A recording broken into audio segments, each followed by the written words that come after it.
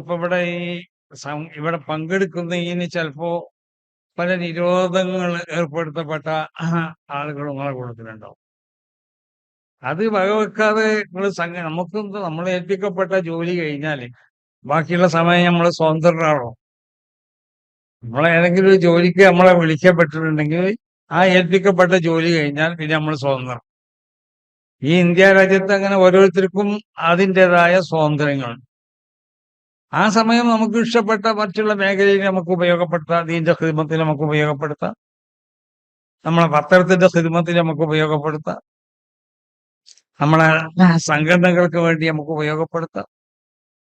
അതൊക്കെ ഉപയോഗപ്പെടുത്താം. അതൊരാൾക്കും ഒരു നിലക്കും അതിനെ തടഞ്ഞിടാനോ അല്ലെങ്കിൽ അതിന് വേലികെട്ടാനോ അധികാരമില്ലാന്ന് മാത്രമല്ല, അങ്ങനെ ആരെങ്കിലും ചെയ്തിട്ടുണ്ടെങ്കിൽ അതൊക്കെ അത് അർഹിക്കുന്നതായ അവസ്ഥയോടുകൂടി തള്ളിക്കളഞ്ഞാൽ മതി. അത്ര ഈ അവസരത്തിൽ പറയാം.